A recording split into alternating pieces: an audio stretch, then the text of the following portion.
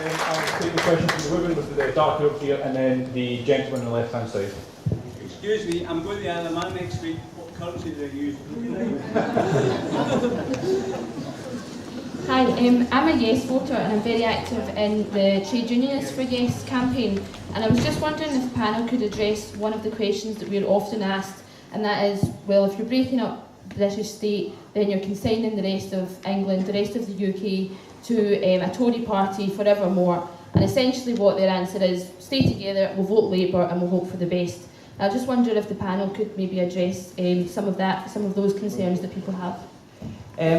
Right, okay. Well, if you look at the impact removing Scottish voters would have made way back to the kind of 50s and 60s, we've actually only made a difference a very few times, and the last time was 1974. We do not set who actually gets into power. We go along with a Labour landslide, and we make no difference to a Tory landslide. So it's not actually that we change who England gets as their parliament, and nor should we. We moan about not getting the government we want, and we're less than 10%. You think that we should change the government the other 90% vote for? They are a sovereign state, and it's up to them to vote who they want. And if Middle England wants Tory, then that's up to them. What I think, a comment that Jim made, and it's certainly something that I believe, is that if we are able to show you can have a sustainable economy and still actually look after each other with your NHS and your education and so on, I think that you'll find that the northern half of England that really does not particularly want Tory will start making more noise. They were offered an assembly and they turned it down. And I think that you'll find that they will start to realise that they want a voice. And I think, exactly as we said, you may start to get quite dramatic change. I do not believe us sitting on the Titanic, bravely going down with everybody else, achieves anything for them. I think us getting off into a lifeboat and pulling people out of the water, I think that's what would make a difference. And when you talk about voting Labour, from the NHS point of view, you need to realise this journey from Mrs. Thatcher all the way to insurance system was accelerated by Labour. They're the ones that set up foundation trusts. They're the ones who brought in the first private providers. And they're the ones who changed the law to make it any qualified provider could deliver health. And therefore, they are the ones who laid the foundation for what the coalition are currently doing to the NHS south of the border. And, you know, it's something, as I say, you're not seeing in your media. I see it every day because my colleagues send me health issue links every day. So the idea that Miliband is going to gallop over the hill on a white charger and save us, what did he say, just one more Christmas from now, that is just childish. He isn't even a Tony Blair or a Gordon Brown. And I'm afraid the Labour Party that we now have, the new Labour Party, is not who, as the other gentleman talked about earlier, who your dad voted for and who your grandpa voted for. That Labour Party doesn't exist on a UK basis. It could exist again in Scotland, but there'd have to be a reforming of it, because it certainly doesn't exist in Scotland at the moment.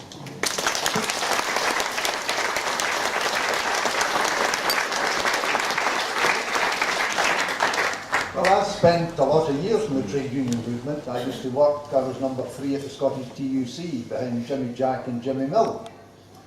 And what your comrades, I mean, we can't use that word any longer in the socialist movement, that's a swear word. But what your colleagues in the trade union movement have said to you, if you actually reflected them, that if we're not there, England will vote Tory forevermore. Which means that if we're there, we'll get a Tory government forevermore.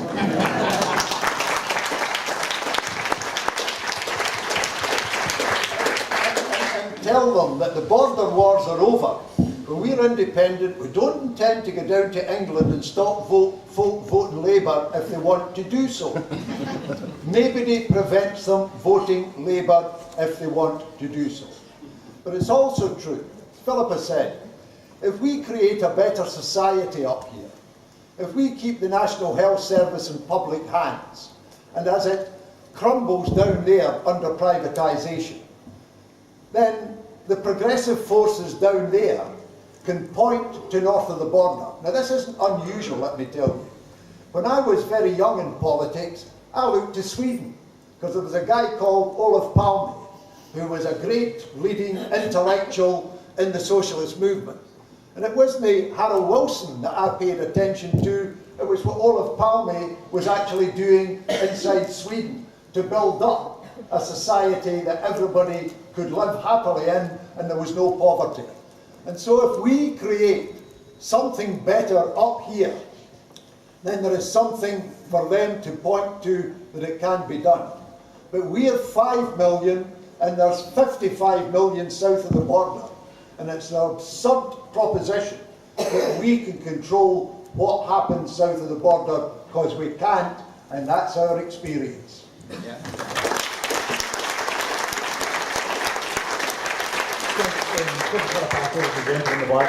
Just to take Jim's point there about how he looked to Sweden, are we not doing that just now with Norway? Like, it can be done. Countries can lead other countries by example. Gentleman in the black. Thank you. I'm a committed yes voter, but this is really directed at undecided and no voters. It's a question about jam. We've been promised that if we vote no, that we're going to get more devolution powers.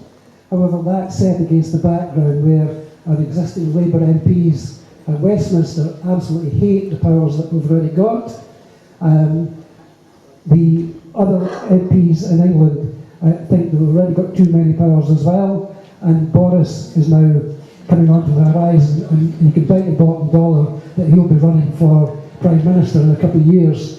Does the panel think that there is any chance in the world that we will ever get any more powers? Yeah, I'll take this one. No. To my mind, it's been an interesting barometer of the internal polling that the No campaign has got, that when they start to make moves on the Devo Plus, or whatever they call it, because every time you see them come out with some kind of announcement, that tells you they're getting worried about something, because yes, it's getting another wee bit closer to them, and they feel they should do something. The reality is, if they had intended to do something, they would have done it 3 years ago and wouldn't have waited till the last 3 months. If they'd intended to do something, Ruth Davidson wouldn't be talking about lines in the sand that then conveniently got washed away. If they'd intended to do something, they'd have put it on a ballot paper, which would have been easy. If they'd intended to do something, they'd have put it in the Queen's speech this year. If they intended to do something, the three parties would have got together and come up with a common proposal, and not a whole hodgepodge of different stuff all competing with each other. Because the reality is, and if you look at Boris as an example, but there's countless examples of politicians down south who've got a lot more power than any of our politicians in the UK, who think Scotland's got too much power already, and they want to be taking power away, and they want to be taking money away through changes and getting rid of the parliament formula, etc.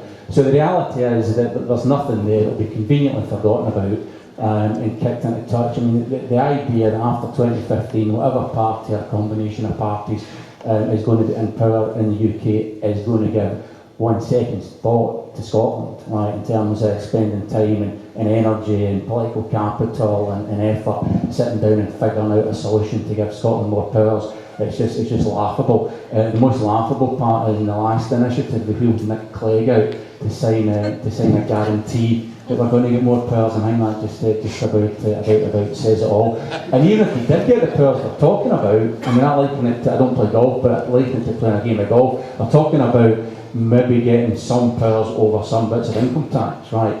And it's like, you know, to play a game of golf with not even one club, but half a club. Because if you look at running an economy, you need to be able to control corporation tax, minimum wage, income tax, VAT, air passenger duty, the whole lot, to be able to investment strategy, welfare strategy, the whole lot, to be able to run an economy across the full range of powers. And they're talking about maybe giving us some power over a bit of one of those, if we're lucky. So the whole thing is laughable, even if it happened, but the political reality is it's never going to happen. But the great thing is, every time they do come out and start making noises about it, it tells you they're getting worried that we're getting closer.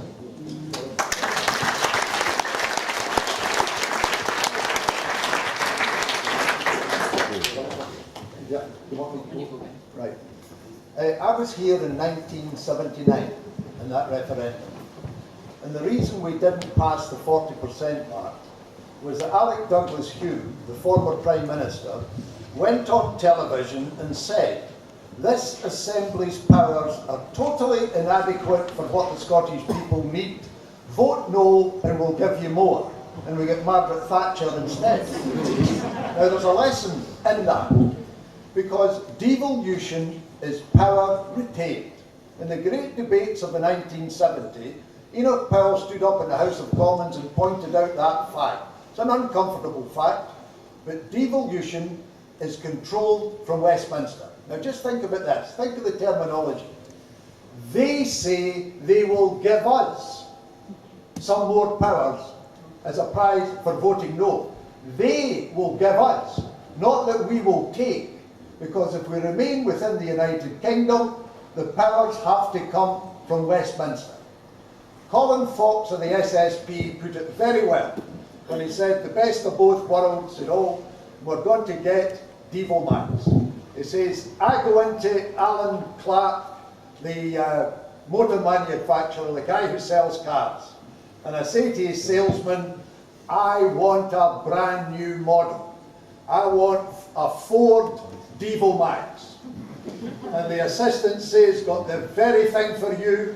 We've got it already, Mr. Fox. There it is, all shiny and bright.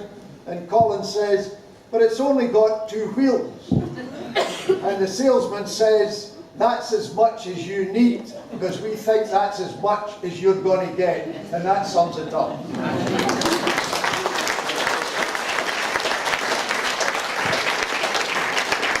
I think one of the things you need to realise is south of the border, particularly the closer you get to London, they are absolutely bored stupid with Scotland.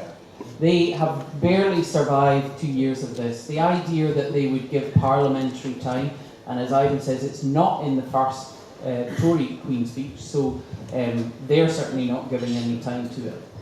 I think the next thing will be the general election, then it will be the EU referendum. But anything that we would get, as Ivan said, you need the powers that allow you to stimulate the economy. If our government stimulated the economy, invested in companies, in education, in apprenticeships, the money from that goes south. All the lucrative taxes under these changes that they are mentioning still go south. And that includes our next big energy boom, which is things like marine energy.